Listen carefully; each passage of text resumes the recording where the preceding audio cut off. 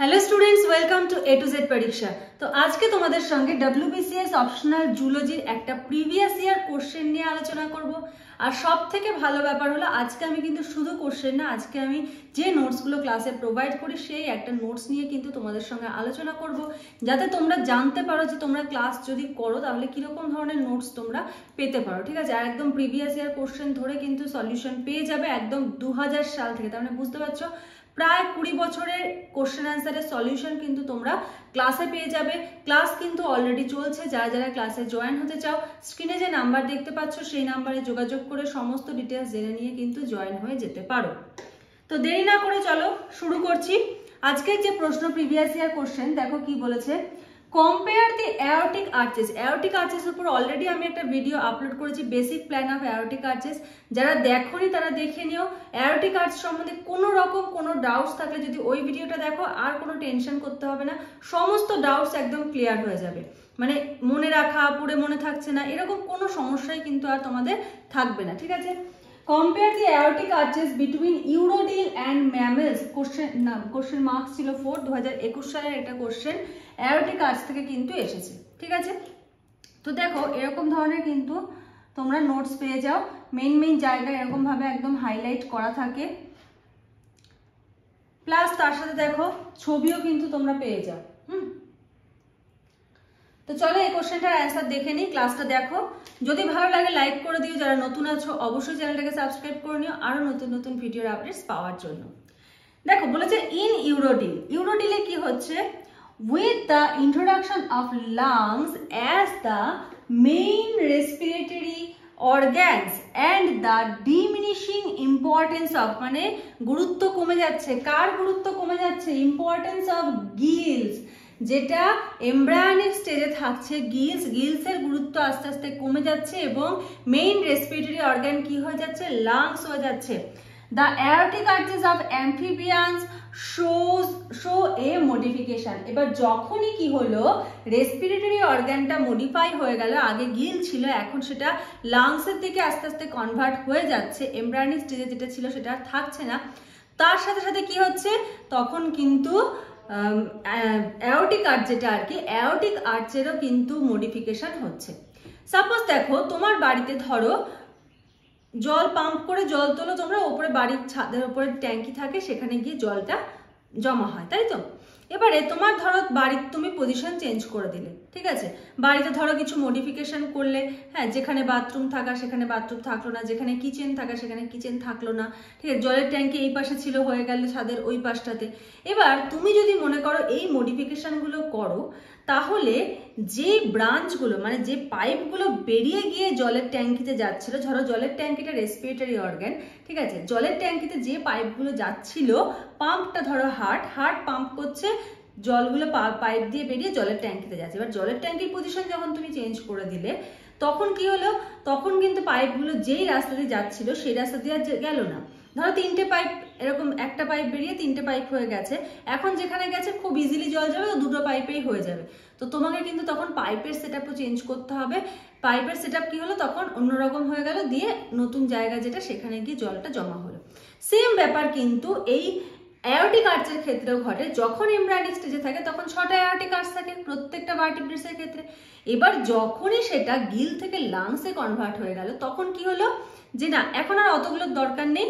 এবার সংখ্যাগুলো কি হলো, কমে গেল। কোথাও 2, 3, 4, কোথাও 3, 4, 5, কোথাও 2, 4, 6, এরকম ভাবে যার শরীরে যতটুকু যেই অ্যাওরটিক আর্চ বা যেই পাইপলাইনগুলো দরকার সেইগুলো থাকলো, বাকিগুলো নিষ্ক্রিয় হয়ে গেল। বোঝা গেল? আশা করি আর কনফিউশন নেই। নেক্সট দেখো কি বলেছে, urodele or the tailed amphibian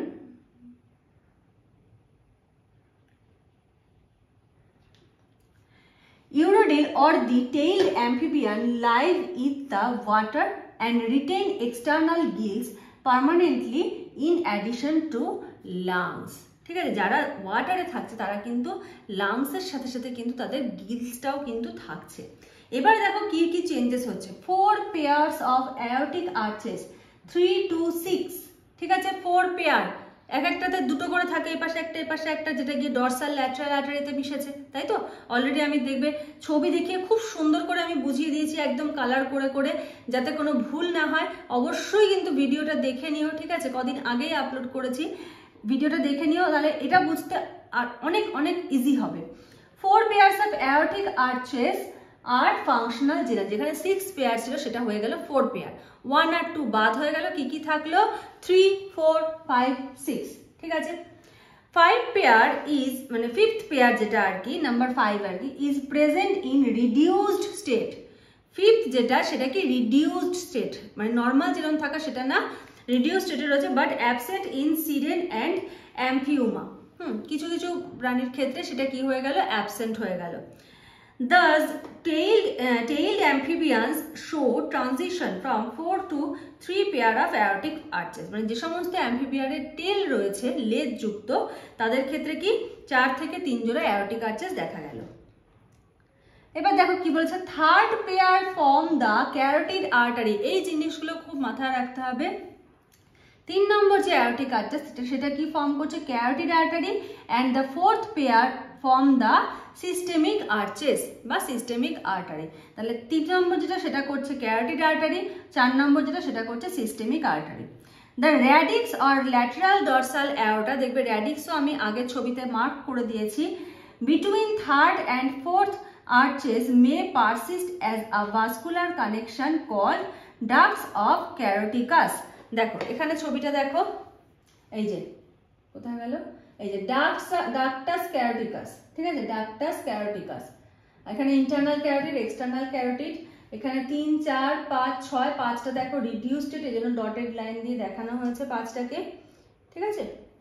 আচ্ছা, নেক্সট চলে আসছি, ডাক্টাস ক্যারোটিকাস হলো 6th pair form the pulmocutaneous artery. 6th pair 6 নম্বর যেটা সেটা কি ফর্ম করছে, pulmocutaneous artery which supply blood to skin and lungs. এই যে পালমোকিউটেনিয়াস আর্টারি, এটা কোথায় কোথায় ব্লাড সাপ্লাই করছে, এটা লাংস এবং স্কিনে কিন্তু ব্লাড সাপ্লাই করছে। 6 arch remain connection with radix aorta called ductus arteriosus। Already আমি ছবি যেটা দেখিয়ে দিয়েছি।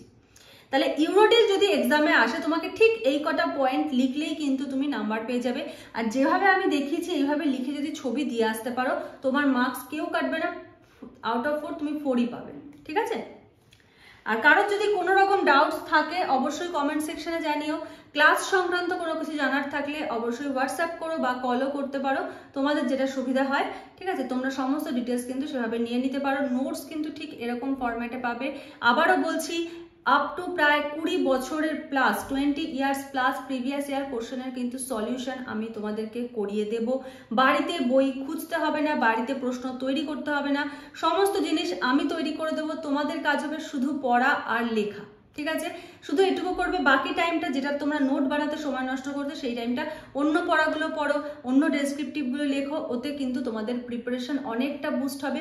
কারণ খেটে প্রশ্ন তৈরি করার কাজটা কিন্তু আমি করে দিচ্ছি, তোমাদের পাশে সব সময় আছি। এমন না তুমি ক্লাস করলে তোমার ক্লাস কমপ্লিট হয়ে গেল, তোমার সঙ্গে সম্পর্ক শেষ। যখন ইচ্ছা, যাদের ক্লাস কমপ্লিট হয়ে যাচ্ছে তারা যদি মনে করে আমি আবার নতুন ব্যাচে ক্লাস করব, কোনো ফিজ লাগবে না, তোমরা কিন্তু ক্লাস করতে পারবে, যাদের একবার পুরো ফুল সিলেবাসটা কমপ্লিট হয়ে যাবে, ঠিক আছে? আচ্ছা, ইন ম্যামেলস দেখো বলছে, mammals are warm blooded because both the ventricle is completely divided, so there is no mixing of oxygenated and unoxygenated bloods. As usual, 6 arches develop in embryo but only 3 arches persist in adults. Mammals এর ক্ষেত্রে, adults এর ক্ষেত্রে 3টে arches থাকে, কি কি? 3rd, 4th আর 6th, ঠিক আছে? আচ্ছা, এখানে দেখো ছবিটা রয়েছে, ছবিটা একটু দেখে নাও ভালো করে।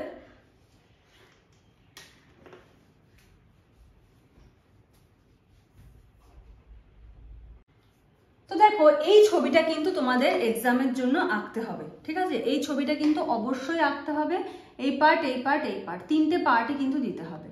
আচ্ছা, এবার দেখো কি বলেছে, বলেছে ventral aorta is replaced by 2 independent aortae or trunks, systemic and pulmonary, ঠিক আছে? ভেন্ট্রাল অ্যাওর্টা দুটো অ্যাওর্টি দিয়ে কি হচ্ছে, রিপ্লেস হচ্ছে, একটার জায়গায় দুটো আসছে, কি কি? একটা হলো সিস্টেমিক, একটা হলো পালমোনারি।